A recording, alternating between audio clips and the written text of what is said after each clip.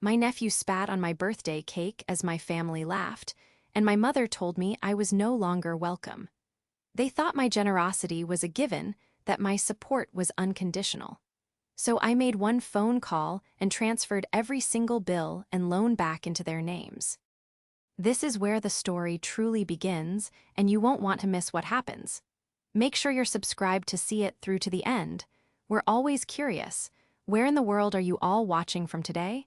Let us know in the comments. The little flame on the single candle flickered, casting a warm, dancing glow across the faces gathered around the dining table.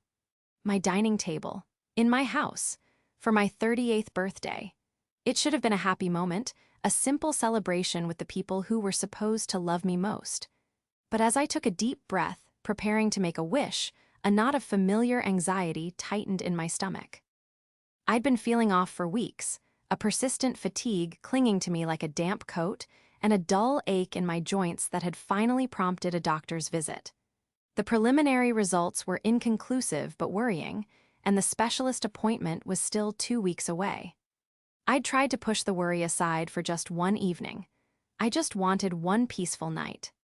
My sister, Lucy, was filming everything on her phone, a practiced, saccharine smile plastered on her face for her social media followers. "Say happy birthday to Auntie Amy," she cooed at her 9-year-old son, Leo, who was sitting directly across from me. Leo stared at the cake, a beautiful triple-layer chocolate fudge creation I'd picked up from my favorite bakery. His expression was sullen, his lower lip pushed out in a pout. He hadn't wanted to come. He wanted to stay home and play his video games, and his tantrum had made them an hour late. "Leo, honey, say something nice," my mother, Megan, urged gently from her seat beside him, though her eyes were also glued to the cake, a little too eagerly. I tried to smile, to bridge the uncomfortable silence. "It's okay, maybe he's just saving his voice for the happy birthday song." Lucy lowered her phone slightly, her influencer smile momentarily dropping. "Oh, he's just being a kid, Amy. Don't be so serious all the time." Before I could respond, Leo leaned forward, his face contorting with a sudden, vicious energy. He pursed his lips and, with a wet, deliberate sound, spat directly onto the center of the cake. A glob of saliva landed right next to the candle, glistening under the soft light. Then he looked me dead in the eye and yelled, "You don't deserve it anyway." The silence that followed was thick and suffocating. I stared at the violation on the cake, the symbol of my one small request for a pleasant evening, now tainted and ruined. My breath caught in my throat. It wasn't just the spit. It was the venom in his voice, the pure, unadulterated contempt in his eyes. And where had a 9-year-old learned such a phrase? "You don't deserve it." Then the silence was broken by a sound that was 1,000 times worse. A snort. It came from Lucy. She quickly covered her mouth, her shoulders shaking, but it was too late. A giggle escaped, then another. My brother-in-law, Mark, let out a nervous chuckle, and soon my own mother was smiling, a tired, indulgent smile as if Leo had just performed a slightly naughty but ultimately charming trick. "Oh, Leo," Megan said, her voice laced with amusement. "What are we going to do with you?" They were laughing, all of them. They were laughing at the spit on my cake, at the insult hurled in my face, at my stunned, silent humiliation. I felt the blood drain from my face. The room seemed to tilt, the cheerful decorations suddenly looking garish and mocking. I looked from my sister's laughing face to my mother's dismissive smile, and I felt a profound and chilling wave of loneliness wash over me. It was as if I was watching a scene from a movie, completely detached from the people who were supposed to be my family. I didn't say a word. I simply stood up, my chair scraping harshly against the floor. The laughter faltered as all eyes turned to me. I walked over to the kitchen counter, picked up the cake, and without looking at any of them, dropped the entire thing into the trash can. The thud was satisfyingly final. "Well, that was a bit dramatic," Lucy commented, her voice dripping with condescension as she finally pocketed her phone. I still didn't speak. I couldn't. The words were trapped behind a wall of hurt so immense it felt physical. I grabbed my purse and my keys from the counter. "Where are you going?" my mother asked, her tone shifting from amusement to mild irritation. Don't ruin the evening over a little joke, Amy. A joke? He spat on my cake and she called it a joke. I finally turned to face them. My expression, I'm sure, was as empty as I felt inside. I looked at my mother, the woman who was supposed to protect me, and saw only a stranger W. Ho prioritized her grandson's appalling behavior over her daughter's dignity. I'm not feeling well, I said, my voice flat and hoarse. I think it's best if I go to bed. I walked out of the room, up the stairs, and into my bedroom, locking the door behind me. I could hear their muffled voices downstairs, a mixture of annoyance and indignation. They weren't concerned, they were inconvenienced. They stayed for another 20 minutes before I heard the front door close and their cars drive away. The silence they left behind was vast and absolute. I sat on the edge of my bed, the doctor's worrying words echoing in my mind, and realized with a sickening clarity that I was utterly and completely alone. The betrayal was worse than any diagnosis could ever be. The hours after they left were a blur of hollow quiet. I didn't cry. I felt strangely beyond tears, as if the emotional shock had cauterized the wound, leaving behind a numb, hardened scar. I changed into my pajamas, the silence of the house pressing in on me. Every creak of the floorboards, every hum of the refrigerator seemed to amplify my isolation. This was my house, the one I had worked tirelessly for, the place that was supposed to be my sanctuary. Tonight, it felt like a mausoleum. My phone buzzed on the nightstand. I ignored it. It buzzed again, and again, a string of texts. Reluctantly, I picked it up. They were from Lucy. Text 1, seriously, Amy? You kicked us out over that. Leo is just a kid. Text 2, Mom is really upset. You embarrassed her. Text 3, you could at least answer. This is so typical of you, making everything about you. There was no apology. Not for Leo's behavior, not for their laughter, not for my humiliation. There was only blame, redirected squarely at me. I was the problem for reacting. I was the one who had ruined the evening. The sheer, unmitigated gall of it sent a cold, sharp anger cutting through the numbness. It was an anger so pure it was almost calming. I placed the phone face down and tried to sleep, but my mind was racing, replaying the scene over and over. My nephew's sneer, my sister's snort, my mother's placid smile. It was a carousel of casual cruelty. Around 11 p.m., another message came through. This one was from my mother. My heart gave a foolish little leap of hope. Maybe she had come to her senses. Maybe, away from Lucy's influence, she had realized how deeply they had hurt me. I opened the message. Mom, your sister is very hurt by your behavior tonight. You're too sensitive, Amy. It was a child's prank. If you're going to be like this, maybe it's best you don't come around anymore. It just creates drama for everyone.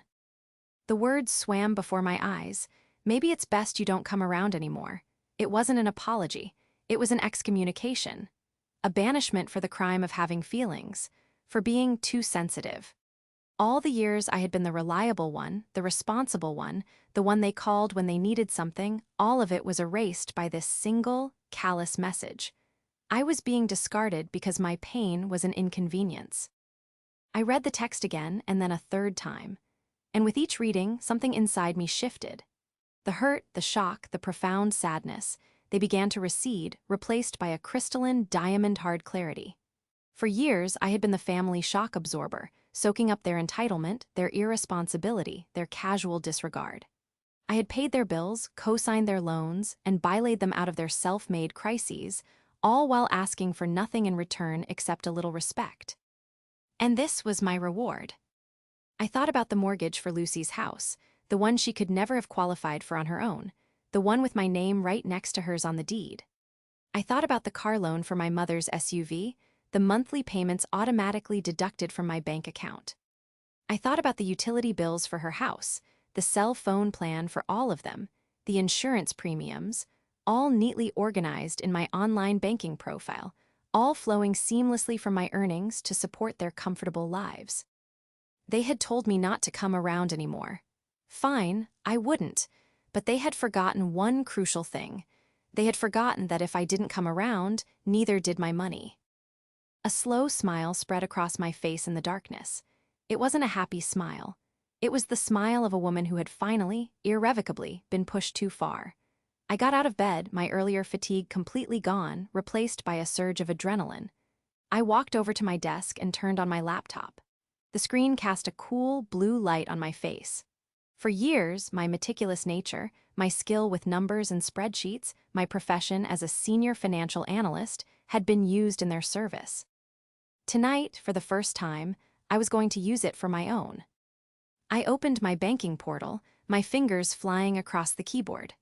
The login screen appeared, a gateway to the complex financial web I had wove. Then around my family. For a moment, I paused, my cursor hovering over the login button. This was the point of no return. Once I did this, everything would change. The illusion of our happy, supportive family would be shattered forever. Then I thought of my mother's text, "Maybe don't come around anymore." "Okay, Mom," I whispered into the silent room. "Your wish is my command." I clicked the button. The financial ties that bound me to my family hadn't been forged overnight. They were the result of a decade of slow, creeping dependency, built on a foundation of my misplaced sense of duty and their bottomless well of need. It started innocently enough.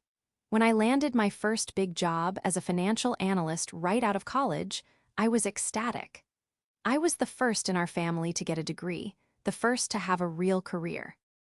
My mother, Megan, a retired receptionist who had been widowed young, had always struggled. Lucy, my younger sister, had flitted from one passion to another, pottery, jewelry making, and now, her latest venture as a part-time yoga instructor and lifestyle influencer, which seemed to involve taking a lot of photos of expensive coffee and activewear she couldn't afford. When Lucy wanted to buy her first condo, she didn't have the credit score or the income. I was so proud of my success, so eager to help, that I co-signed the loan without a second thought. "It's just a signature, Amy," she'd said, hugging me tightly, "just to get me on my feet." But those feet never quite seemed to find solid ground. A few years later, when she and Mark wanted to upgrade to a house after Leo was born, my signature was needed again. "It's for Leo," she'd argued. "Don't you want your nephew to have a yard? How could I say no to that?" Then there was Mom. Her car broke down and she needed a reliable vehicle. My salary was more than enough to cover the monthly payments on a new SUV. "Just for a little while," she had promised, "until my pension sorts itself out." The pension never did, and the car payments became just another line item in my monthly budget. Then came her utility bills when she tearfully confessed she couldn't keep up. Then the family cell phone plan, because it was cheaper if we bundle. Each request was an emergency, a temporary crisis that somehow morphed into a permanent expectation. I became the family's silent benefactor, the reliable financial bedrock upon which they built their lives. In their minds, my money wasn't mine. It was a family resource, like a community well they could draw from whenever they were thirsty. And the more I gave, the less I was appreciated. My sacrifices became invisible. When I worked late to close a deal, it wasn't seen as me earning the money that paid their mortgage. It was seen as me being antisocial. When I skipped a vacation to build up my savings, it wasn't prudence. It was proof I was no fun. Lucy was the primary architect of this narrative. At 35, she had cultivated an air of effortless bohemian chic, all while being completely dependent on the sister she subtly mocked. She was beautiful, charming, and deeply manipulative. She framed my financial support not as a gift, but as a fair trade. I was the boring, career-obsessed one, while she was the vibrant, free-spirited one. In her worldview, it was only natural that my boring money should fund her vibrant life. She spoke often of authenticity and living your truth, but her truth was a carefully curated Instagram feed financed by my 60-hour work weeks. She treated my contributions as her due, an unspoken tax on my success. Her son, Leo, was a direct reflection of her entitlement. He saw his aunt not as a person, but as a vending machine that occasionally malfunctioned and had to be shaken. My mother, Megan, was the quiet enabler. At 62, she seemed perpetually overwhelmed. She loved us both, I believed, but she had a crippling aversion to conflict. She saw Lucy's flaws but chose to ignore them, always making excuses for her. "That's just Lucy," she'd sigh, as if her daughter's selfishness were a charming, unchangeable personality quirk. She took my money with a quiet, resigned gratitude, but she never defended me. She never stood up to Lucy or corrected Leo. She just smoothed things over, always at my expense. Her mantra was keep the peace. But the peace she kept was built on the foundations of my silence and my bank account. The incident with the cake wasn't an aberration. It was the culmination of years of this toxic dynamic. Leo's spit was just the physical manifestation of the contempt they had all shown me, in quieter ways, for a very long time. The first rays of dawn were filtering through my blinds when I finally leaned back in my chair, my eyes gritty from a sleepless night. The anger that had fueled me for hours had cooled, settling into a cold, hard resolve. I wasn't just angry anymore, I was done. Done being the family's emotional and financial punching bag. Done setting myself on fire to keep them warm. The turning point had come around 3 a.m., staring at the screen displaying the automatic payment schedule for my mother's car loan. It was a picture of my life in neat, digital columns. My earnings, my sacrifices, flowing out to people who felt nothing but contempt for me. My mother's text message wasn't just an insult, it was a release. She had given me permission to stop. She had, in her own cruel way, set me free. My decision was made. I wasn't just going to cut them off. That felt too passive, too emotional. I was a financial analyst. I dealt in numbers, in contracts, in consequences. I was going to perform a surgical extraction, methodically and legally severing every financial cord that connected me to them. This wouldn't be a messy fight. It would be a clean, professional transfer of liability. The key piece of leverage, the one that made this whole plan possible, was the cosigner release clause on Lucy's mortgage. I had insisted on it when she and Mark had bought their house, much to her annoyance. "Why are you being so paranoid, Amy?" she had complained. I'd brushed it off as just being my meticulous analyst brain at work. In truth, a small part of me must have known this day might come. The clause stated that after a certain number of on-time payments, I could apply to have my name removed from the loan, transferring the full responsibility to the primary borrowers, provided they could prove their own financial stability. And I knew for a fact, having seen their bank statements, that they couldn't. But the bank didn't know that yet. The initial step was simply my formal request for removal. The bank would then reassess their financial situation, a process that would inevitably lead to a very uncomfortable reality check for Lucy and Mark. My first call that morning was not to my family, but to my lawyer, a sharp, no-nonsense woman named Ms. Albright. I laid out the situation in precise, unemotional terms. I explained the mortgage clause, the car loan, the utility bills, all of it. "Is any of this legally problematic?" I asked. There was a pause on the other end of the line. "Legally problematic for you?" Ms. Albright asked. "Not in the slightest. You are under no legal obligation to finance your family's lifestyle. The mortgage release is standard procedure. The car loan is in your name, but she is the registered driver. You can simply demand she refinance it in her own name or return the vehicle. As for the utilities, you just call the companies and have the accounts transferred. It's tedious, but straightforward." She paused again. "Are you sure about this, Amy? This will have significant consequences." "I am sure," I said, my voice steady. "They have made their position clear. I am simply honoring it."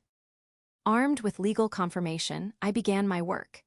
It felt like a day at the office, only the project was my own liberation. I started with the easy things.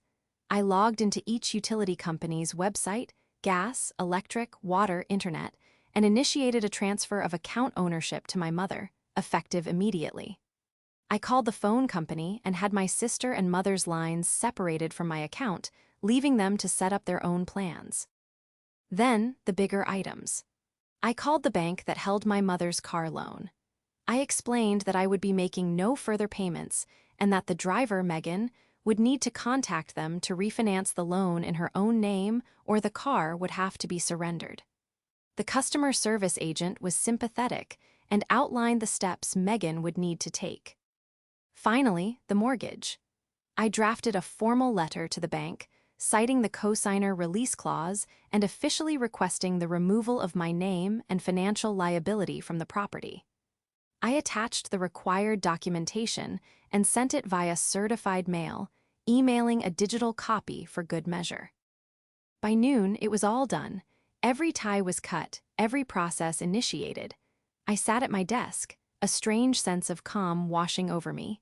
I had dismantled the entire financial structure of their lives in under 4 hours. I felt no guilt. I felt no remorse. I felt only a quiet, resolute sense of justice. Now, all I had to do was wait for the dominoes to fall. The silence lasted until 4:15 p.m. It was a beautiful, deceptive quiet, the calm before a storm I knew was coming. I spent the day trying to distract myself, cleaning the house with a frantic energy, throwing out old things, creating space. It was symbolic, I suppose. I was purging my life of everything that no longer served me. I was halfway through reorganizing my closet when my phone, which had been silent all day, erupted into a cacophony of buzzing and ringing. It was Lucy. I let it go to voicemail. A second later, a string of texts came through. Lucy, Amy, my card was just declined at the grocery store. What is going on? Lucy, I tried to pay the electric bill online and it says the account is in Mom's name. Did you do this? Lucy, call me right now. I ignored the texts and continued sorting my shoes. A minute later, my phone rang again. This time it was my mother. Her tone, when I answered, was not angry. It was confused, laced with a tremor of fear. Amy, honey, I just got an email from the car financing company, she said, her voice wavering. It says you've stopped the payments and I need to refinance. I don't understand. Is this a mistake? I took a deep breath, keeping my voice perfectly level and calm, as if I were explaining a financial report to a client. No, Mom, it's not a mistake. I will no longer be paying for your car.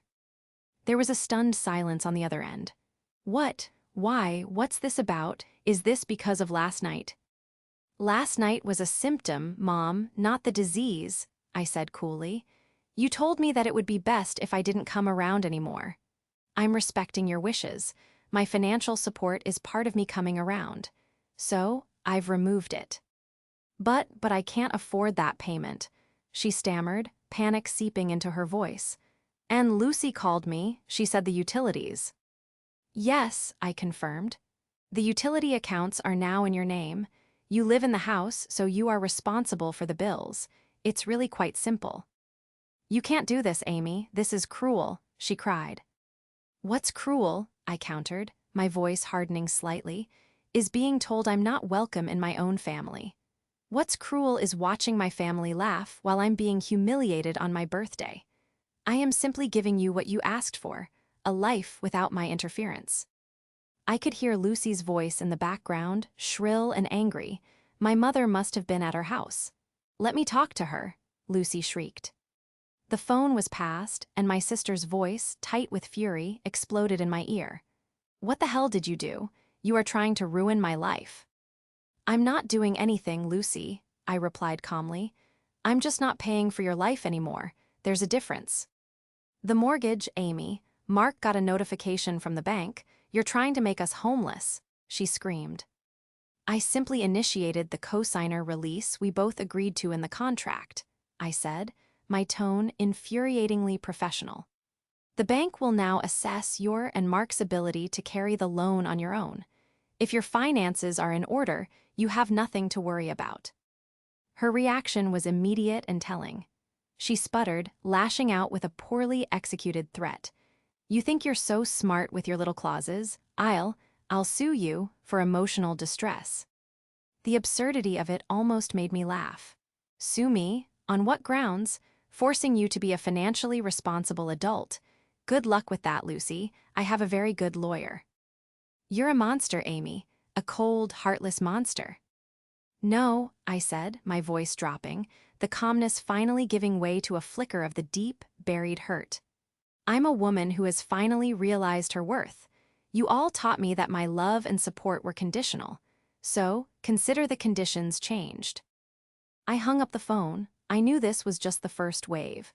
The shock was turning to anger. The desperation would come next. They had spent years treating me like an ATM, and they were shocked to discover that this particular machine could be turned off. They had no idea how much I had documented, how carefully I had planned my exit. The folder of documents I had prepared sat on my desk, a testament to a decade of their dependency. This first confrontation was just a tremor. The earthquake was yet to come. The day after the initial phone calls was a siege. My phone was a constant barrage of frantic texts and missed calls from Lucy, Megan, and even my brother-in-law, Mark. Their messages swung wildly between furious accusations, tearful pleading, and pathetic attempts at guilt-tripping. From Lucy, "Leo is crying, he doesn't understand why you're mad. You're punishing a child." From Mom, "I can't sleep, Amy. How could you do this to your own mother? After all I've done for you." From Mark, "We need to talk about this rationally. There's no need to destroy the family." They were desperate attempts to regain control, to pull me back into the old dynamic of shame and obligation. But something in me had fundamentally broken, and their words slid off me like water off glass. I didn't respond to any of them. Silence was my new weapon, and it was devastatingly effective. Meanwhile, I was not idle. The rage had subsided, but the need for self-preservation had not. My initial actions had been defensive, a reaction to being pushed too far. Now, I needed to be strategic. I knew they woo. LD tried to paint me as the villain, the cold-hearted sister who had abandoned her family. I needed to build an unassailable case, not for a court of law, but for the court of my own conscience. I spent the day gathering evidence of the full, shocking extent of their dependency. I went through years of bank statements, credit card bills, and emails. With the dispassionate focus of an auditor, I created a spreadsheet. Each line was a transaction, a bailout, a quiet act of support they had long since taken for granted. Column A, date; column B, expense; column C, recipient; column D, amount. The numbers were staggering. The down payment on Lucy's house, the furniture for Leo's room, the emergency loan for Mark when he was between jobs, the vet bills for their dog, the cost of Lucy's yoga teacher certification, my mother's dental implants.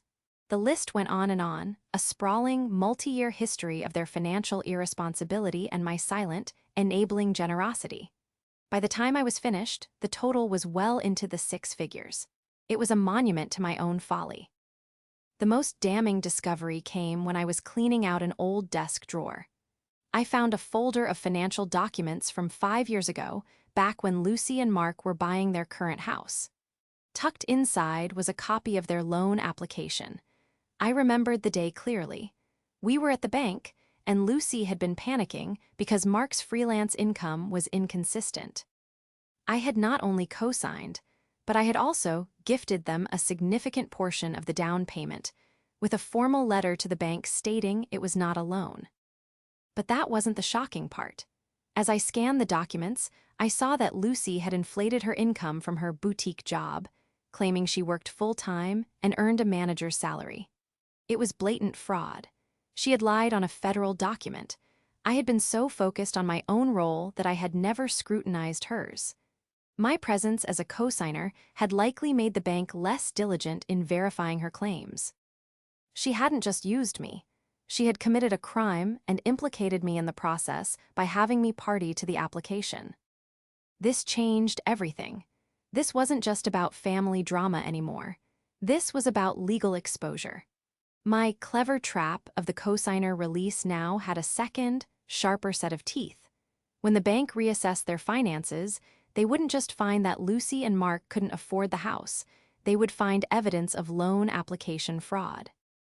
The weight of this new information settled in my stomach like a cold stone.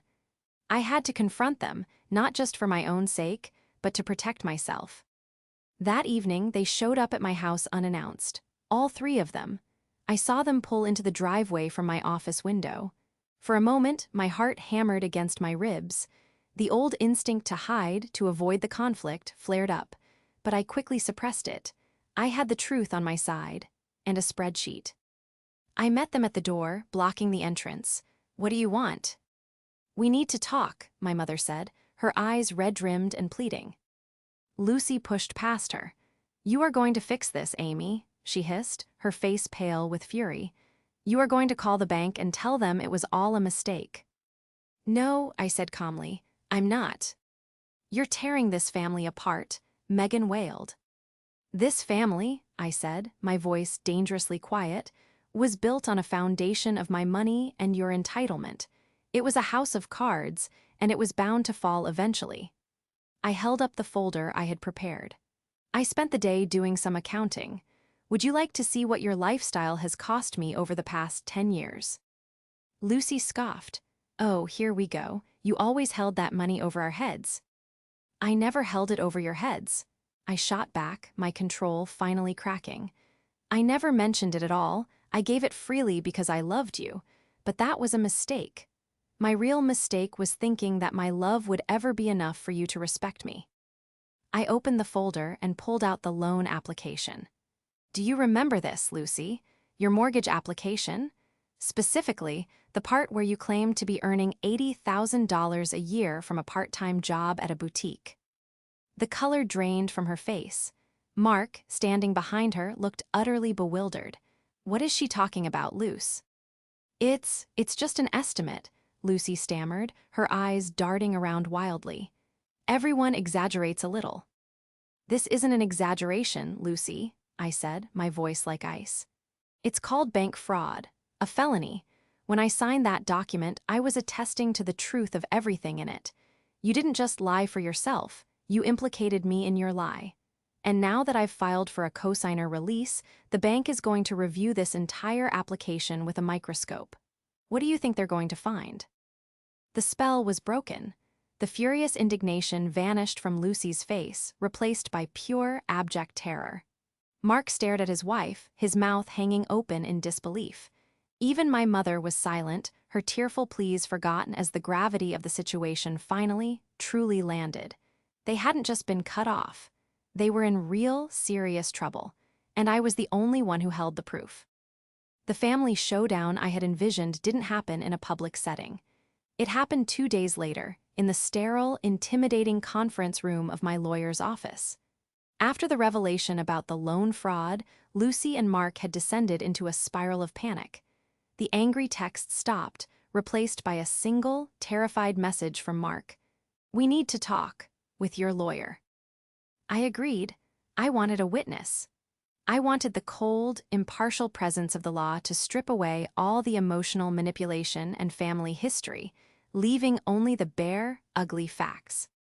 I arrived first, sitting with Ms. Albright at one side of the long, polished mahogany table. I had the folder with me, the spreadsheet, the fraudulent application, all neatly arranged. I felt calm, centered. This wasn't about revenge anymore. It was about extrication. Lucy, Mark, and my mother entered the room looking like they were walking to their own execution. Lucy's face was puffy from crying, her usual vibrant confidence completely gone. Mark looked haggard, a decade older than he had a week ago. My mother simply looked lost, wringing her hands in her lap, avoiding my gaze. Ms. Albright began, her voice crisp and professional. Thank you for coming. My client, Amy, has agreed to this meeting to discuss the recent changes in her financial relationship with you. She has also brought some serious legal matters to my attention. She gestured toward the loan application on the table. Specifically, this document. Mark flinched as if he'd been struck. We know, he said, his voice raspy. We went to the bank yesterday. They're opening an investigation. Lucy finally broke, her voice a desperate sob. They're going to call the loan due, Amy. We'll have to pay it all back at once. We'll lose the house. We'll be ruined. I looked at my sister, the woman who had smirked as her son spat on my cake, now utterly broken. I felt a flicker of something, pity maybe, a ghost of the sisterly affection I used to have. But it was quickly extinguished by the memory of years of casual cruelty. You should have thought of that before you lied, I said, my voice devoid of sympathy. Please, Amy, my mother whispered, finally looking at me. Her eyes were filled with a desperate, pleading grief. She's your sister, he's your nephew, you can't let this happen. This was it, the final, most powerful guilt trip, the appeal to the very family loyalty they had so thoroughly trampled on. For a moment, the weight of her words, the lifetime of conditioning to be the good daughter, pressed down on me. But then I looked at Ms. Albright, who gave me a subtle, encouraging nod. I thought of the lonely, humiliated woman I had been on my birthday night. I thought of the future, a future free from this crushing burden. I took a deep breath and found my strength. I can't let this happen, I repeated, my voice rising with a controlled, righteous anger. Let me tell you what I let happen. I let you treat me like a bank instead of a daughter. I let you laugh in my face while I was being disrespected in my own home. I let you believe my only purpose was to fund your lives and absorb your contempt. The only thing I won't let happen anymore is my own destruction for your comfort. I slid the spreadsheet across the table. This is what I have let happen for the last 10 years, page after page of it. Take a look. This is the price of your ingratitude. Mark picked it up, his hands trembling as he scanned the first page. His face went ashen. He showed it to Lucy, who stared at it, speechless. My mother just shook her head, refusing to look. As for the house, I continued, my voice now firm and resolute, you have two options. You can face the bank's fraud investigation, which Ms. Albright informs me could lead to criminal charges. Or, I paused, letting the weight of the moment hang in the air. Or what? Mark asked, his voice barely a whisper. Or, I said, looking directly at Lucy, you sell the house. Immediately, you use the proceeds to pay back the loan in full before the bank concludes its investigation. You downsize. You learn to live within your means, your own means. Lucy stared at me, her mouth opening and closing, but no words came out. The influencer, the woman whose life was a performance of effortless perfection, was finally face to face with the grim reality she had created. Then came the moment of truth.